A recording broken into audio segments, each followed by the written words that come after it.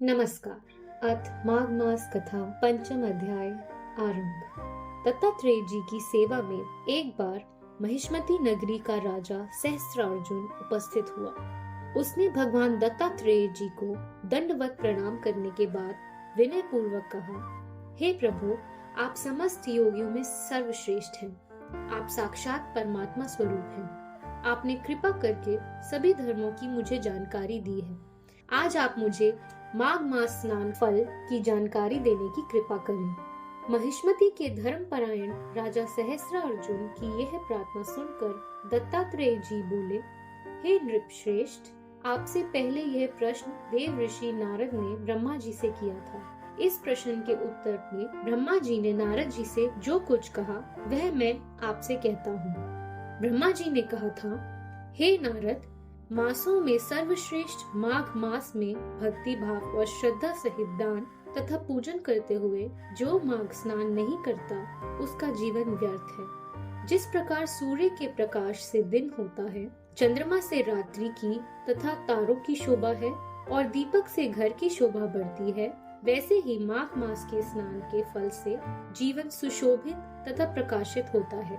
पूजा पाठ, व्रत, दान, तप इत्यादि से अधिक भगवान विष्णु को माघ स्नान प्रिय है। माघ स्नान के लिए मनुष्य को प्रस्तुत देखकर उसके समस्त पाप उसका साथ छोड़ना प्रारंभ कर देते हैं और वह मनुष्य अग्नि के समान तेजस्वी हो जाता है।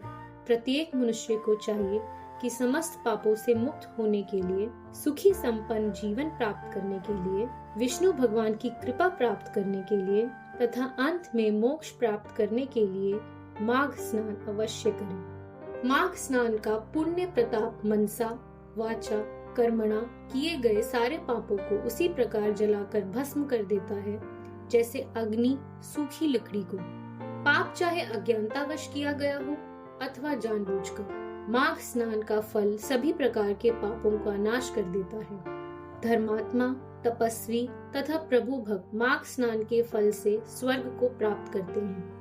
जो पापी तथा घोर पातकी माघ स्नान के प्रभाव से पापों से मुक्त होकर शुद्ध हो जाते हैं। यह माघ स्नान पापियों का उद्धार करने वाला है।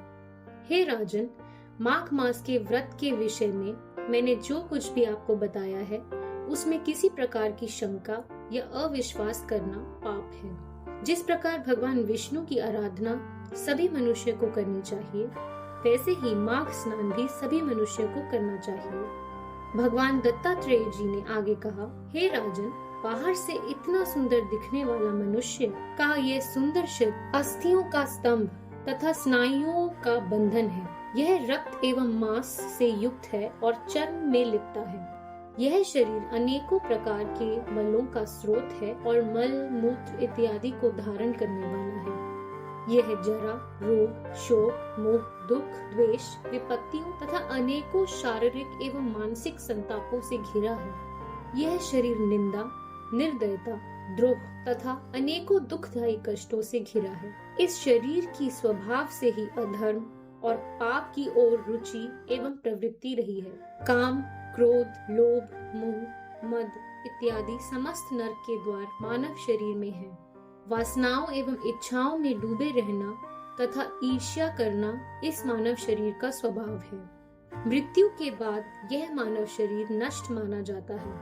इसे जला दिया जाता है अथवा भूमि में दबा दिया जाता है या जल में प्रवाहित कर दिया जाता है। यदि ये न किया जाए तो शरीर में कीड़े पड़कर इसे नष्ट कर देते हैं या ये जानवरों, पशु पक्षियों, कुत्ते, चील, कौवे, गिद्ध, सियार इत्यादि का भोजन बन जाते हैं। ऐसे क्षण भंगुर शरीर को पाकर मनुष्य पता नहीं कितना मदमस्त हो जाता है, जो अनेकों प्रकार के पाप कर्म करता रहता है।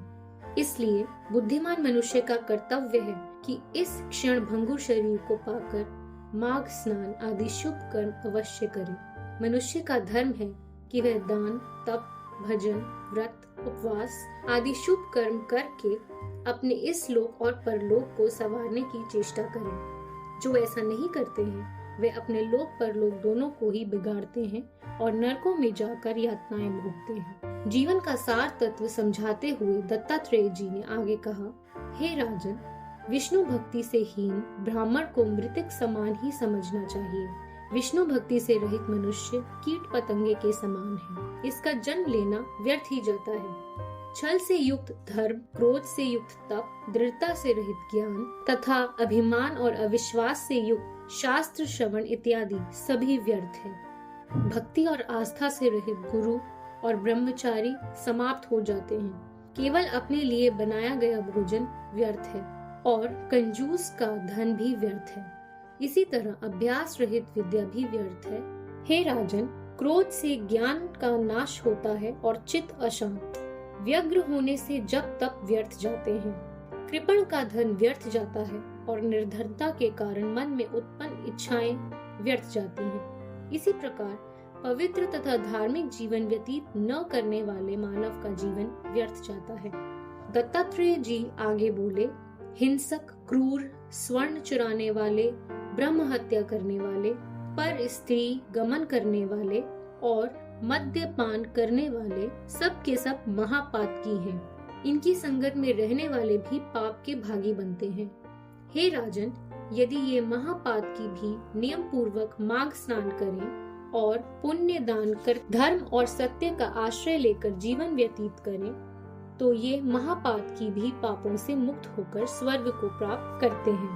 भगवान विष्णु ने स्वयं कहा है कि यदि ब्रह्मघाती, हिंसक, हत्यारे इत्यादि सभी प्रकार के महापापी भी यदि सूर्य उदय के पूर्व ही माघ स्नान करें तो उन्हें भी हम सब पापों से मुक्त कर देते हैं।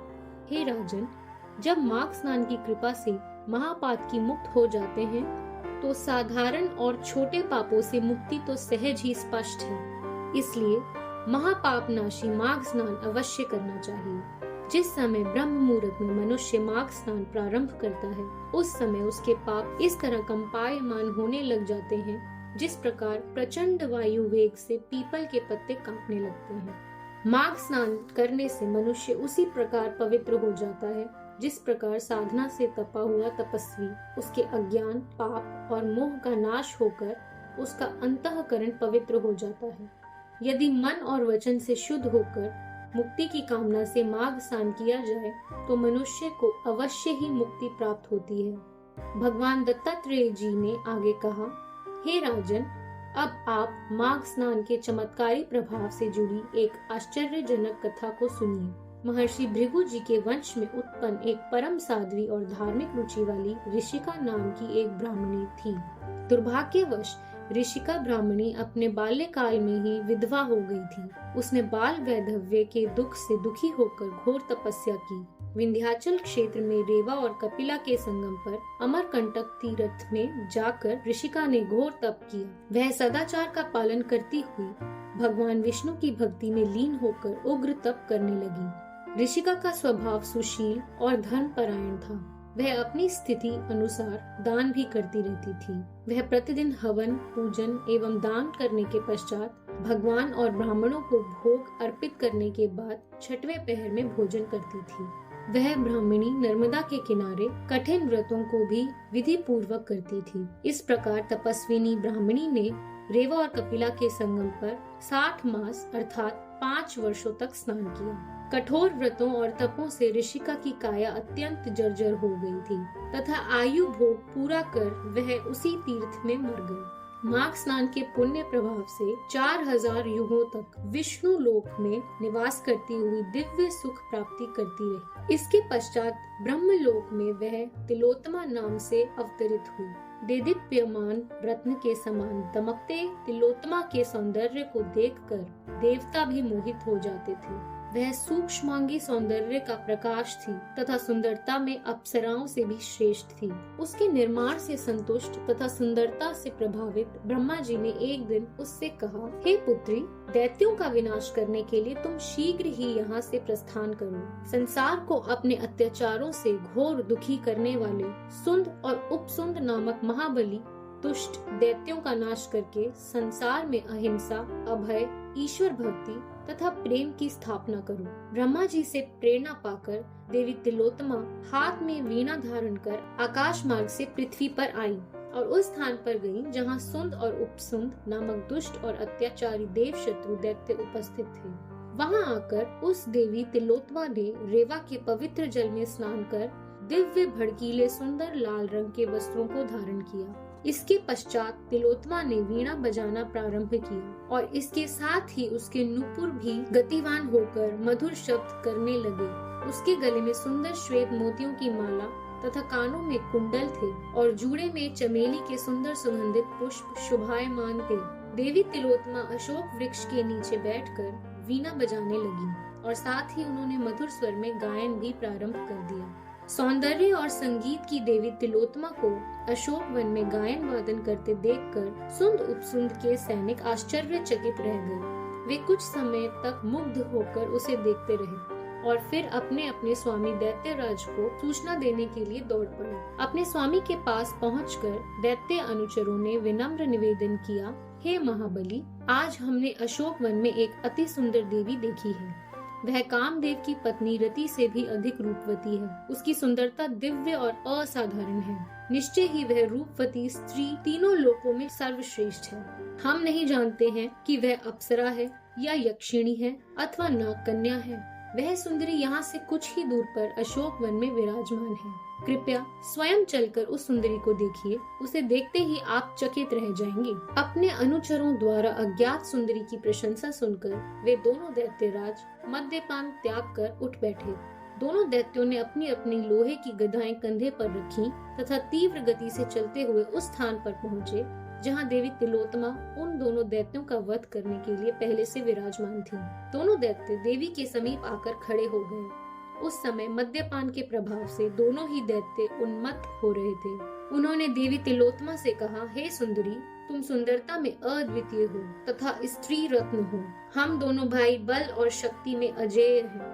हम चाहते हैं कि हम दोनों में से जिसे चाहो उसे अपना पति स्वीकार कर लो। हमसे श्रेष्ठ पति पाना तुम्हारे लिए दुर्लभ है।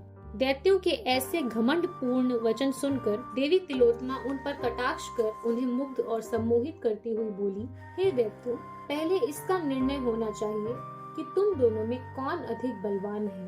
तुम दोनों में जो अधिक बली होगा मैं उसी के साथ विवाह कर लूंगी। दोनों ही दैत्य स्वभाव से क्रूर तथा कामी तो थे ही। देवी की सुंदरता ने उन्हें बुरी तरह भ्रमित और वासना पीड़ित कर दिया था। दोनों अट्टास कर चिल्लाए, मैं महाबली हूँ, मैं महाबली हूँ। इसके साथ ही वे दोनों अपने लोहे की गदाएं लेकर एक दूसरे पर टूट पड़े। थोड़ी ही देर में दोनों एक दूसरे के प्रहारों से घायल होकर रक्त में लथपथ हो गए। फिर भी भयानक प्रहार करते हुए लड़ते रहे और लड़ते लड़ते ही दोनों परस्पर प्रहारों से घायल होकर मर गए। उन दोनों को मृत देखकर दैत्य सेना में हाहाकार मच गया। दैत्य गण कहने लगे, यह साक्षात मृत्यु की तरह काल रात्रि रूपी देवी कौन है? क्षण भर में ये क्या हो गया? अब इस देवी का सामना कौन करेगा?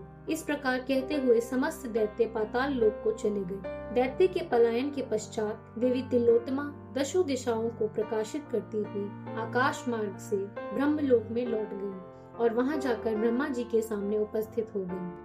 ब्रह्मा जी ने देवी तिलोत्तमा को अपने सम्मुख आया देखकर आनंद से पुलकित होकर कहा, देवी, आपके इस अलौकिक कार्य से मैं अत्यंत प्रसन्न हूँ। मैं प्रसन्न होकर आपको सूर्य के रथ में स्थान देता हूँ।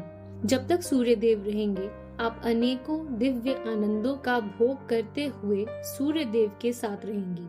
यह कथा सुनाने के पश्चात दत्तात्रेय जी ने आगे कहा, हे राजेंद्र, सहस्रार्जुन, माघ स्नान के पुण्य प्रताप से ही पूर्व जन्म की वह ब्राह्मणी ऋषिका अभी भी अप्सराओं में श्रेष्ठ बनकर सूर्यलोक में माघ स्नान का फल भोग रही है। अतएव परम गति चाहने वालों को माघ स्नान अवश्य करना चाहिए। इसके करने के बाद मनुष्य के लिए कोई धार्मिक पुरुषार्थ शेष नहीं रहता है। दक्षिणा सहित किए गए माघ स्नान की समानता यज्ञ भी नहीं कर सकते। तीर्थ स्थल पर किए गए माघ स्नान की समानता कोई भी अन्य पुण्य कार्य नहीं कर सकता।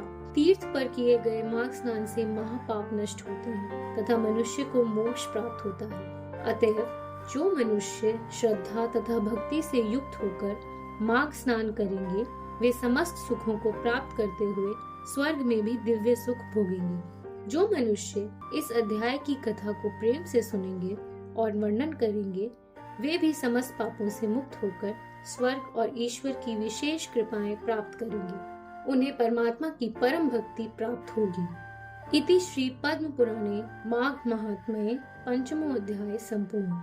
श्री विष्णु भगवान की जय। धन्यवाद।